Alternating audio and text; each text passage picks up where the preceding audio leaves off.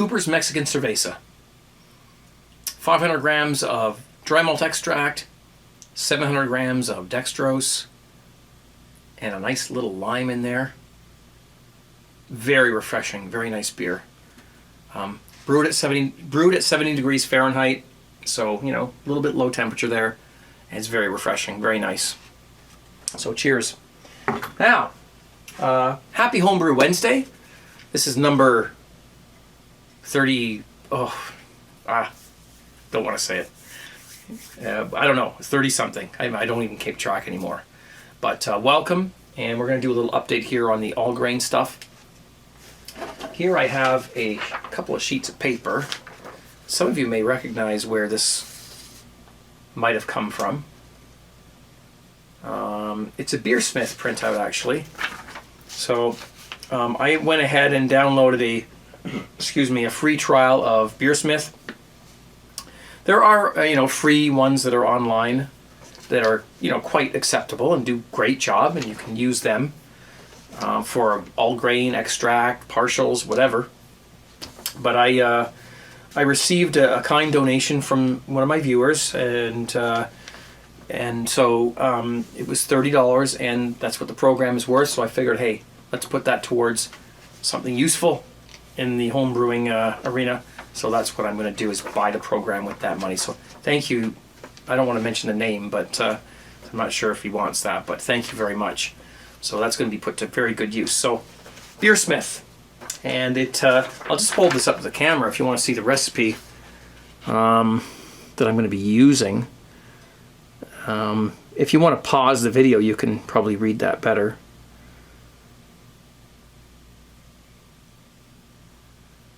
And we'll just move it down a little bit here so you can see the rest. And yeah, so that's what we've got. There's a second sheet with some, the other.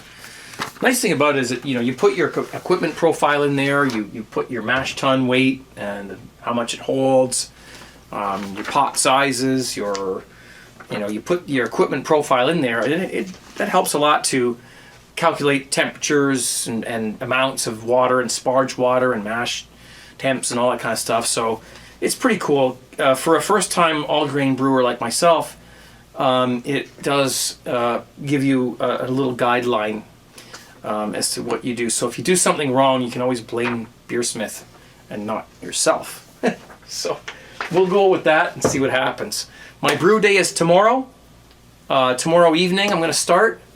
And so this video is being recorded on Tuesday evening, so Wednesday evening is my brew day, and we're going to do that, so it's going to be good. Let's get the camera off the stand here and show you what we've got going on. First of all, this is my yeast starter.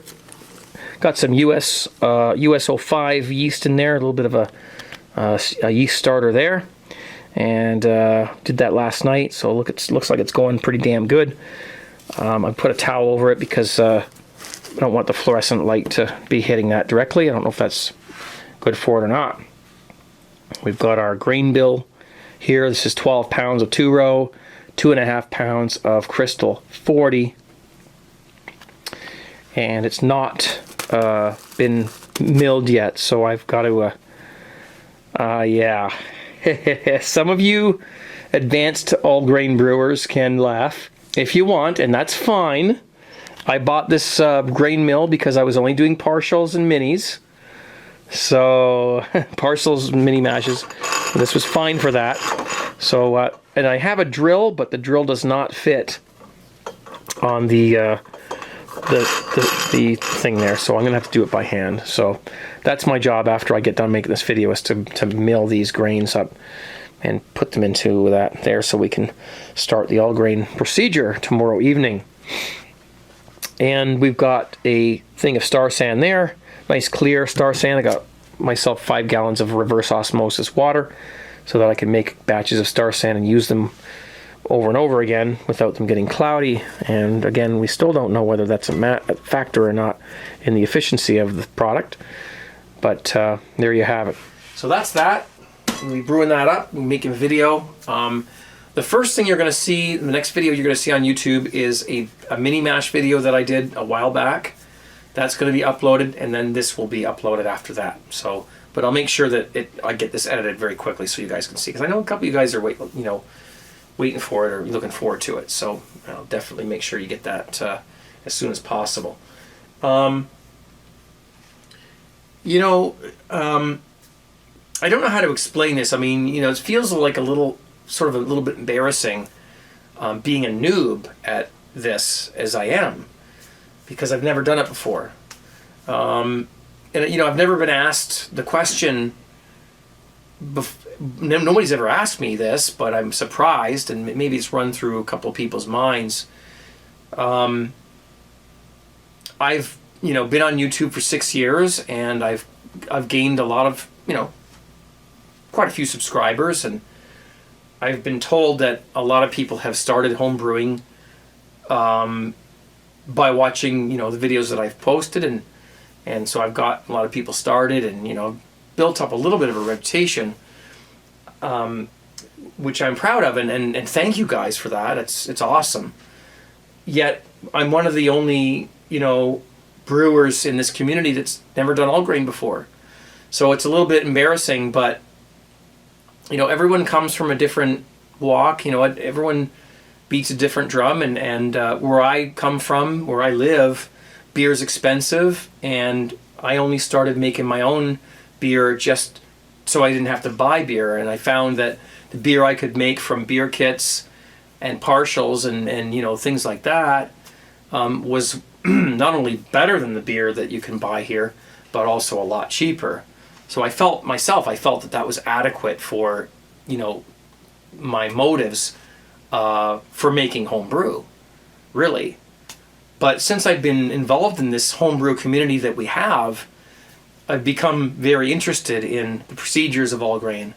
And I've also watched a lot of videos on YouTube from some of you guys who posted them. I've been brewing beer kits. I've been doing partial extract recipes, which I've really enjoyed too. But never before have I bothered making a yeast starter. And never before, so there's a few things that I'm doing for this all grain beer that I never did with my other batches. So this is part of the thing that I think a lot of guys who switch from beer kits to all grain, they, because they're spending so much time on the procedure, they're like, I'm going to use the best yeast, I'm going to use the best thing, I'm going to best temperature control. When you're making all grain, it's like, okay, I'm going to spend 5 hours making beer, it better damn well work. And when I taste that beer at the end, it better be good. So you do tend to be a lot more thorough and careful when you do all grain. And I think that this is something that we need to consider when we look at the whole debate, whether it's still alive or not. I don't think it is, but just in case it is, all grain versus this or that extract or partial extract or mini mash or whatever, the different methods of making beer. I think that a lot of guys who've gone from lower, the easier methods to the all grain methods also upped their game as far as the procedure goes. They've got temperature control now. They've got a yeast starter now, which they didn't before. And I'm doing the same thing. So when I taste this beer, if it tastes like fantastic, well, I can attribute it to the fact that it's all grain, the fact that I made a yeast starter and started my fermentation with a higher yeast count. Which one is the most prominent? I don't know. Is it because it's all grain? Is it because of yeast starter? That's what I'm going to experiment with. I'm going to make the exact same yeast starter, and we're going to do a beer kit with it and see if that makes a big difference. And I'd like to do an all grain batch of beer and sprinkle, some Nottingham yeast on top and just let it rip and see if that makes a decent beer. We're going to find out what's actually making the all grain transition, the extract to all grain transition, what's making that such a big step for some people? Is it the actual procedure and the ingredients, or is it some of the things they're doing, the little things they're doing along the way just to make sure that the thing works out, because when you spend that much time making beer, you want it to work. So that's kind of one of my goals. And of course, as I mentioned last week on my Homebrew Wednesday video, I really want to absolutely want to revisit beer kits, partial extracts, mini mash. I want to do all those videos over again and create a series of videos that are better quality than the old ones I've got, and showing you how I do my Cooper's beer kits, because I still do them. Absolutely. In fact, one of my good brewer friends, Emiladius, who started off doing beer kits and extracts, and then he moved to all grain. When he does his all grain brew, he puts his mash down. Okay, the mash takes an hour and a half or whatever, and while he's mashing his grains, he goes off and brews a beer kit, and he does it right. He does, a hop addition and, some grains and whatnot, some specialty grains to make it taste better. And he's got that done in an hour and a half. When he's done that, he's got a batch of beer going there. He goes back to his all grain and finishes that off. In that one day, he's got 2 batches of beer. That sounds like a good idea to me. I think that, everybody who brews, and I'm proud of this myself because I've spent so long brewing extract beers and partial extract beers that I've been forced to know how to make them taste good. I've learned how to tweak those recipes and make those beers turn out very nice. And I've got that under my belt. And I think that to have all grain under your belt is great. But if that's the only way that you can make good beer, I think you should. I just think that you should expand and go back and try using some of your great brewing methods that you have under your belt with all grain. You've got these, all these procedures down that, and take those procedures back and make a partial extract. Do a extract beer. Or buy one of those pre-hopped beer kits and do that beer kit with the procedures that you now have under your belt with all grain. And this is not coming from me. This is coming from John Palmer. This is coming from Jamil. His last name always eludes me. These guys did a podcast on this, and they're telling you this. If you're an all-grain brewer and you've never done extract or partial extract beer the way you do all grain, then you need to go back. I'm glad I've got beer kits, partial extracts, mini mash, and now all grain under my belt. I've got all 4 methods. I can choose which one I need to do for what occasion or what I need to, how much time I have. And I encourage everybody who makes beer to try all the methods and perfect them all. Make the best beer you can possibly make with all those different methods. And that way you can choose which one you want to do.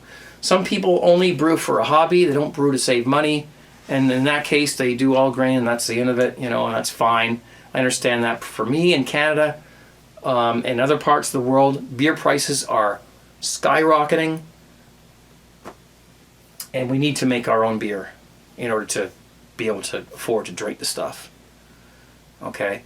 And if you need a batch of beer real quick, you go out and you buy yourself a kit, or you do a partial, psh, boom. That's all I'm saying. I'm out. I gotta get out of here. I gotta get started cranking up my grains here. This is gonna be fun. Well, anyway, cheers. Thanks for watching this Homebrew Wednesday. Back in the dungeon here this week. Maybe next week we'll be back outside or doing something different. Hope you found this interesting. It's there's a lot of little debates and things going on with brewing. And people think this is wrong and that's right and this is that. Hey, you're making beer. You're happy with it. That's all you need to know. That's all you need to do. Cheers. I gotta get started here. 17, guys. Take care.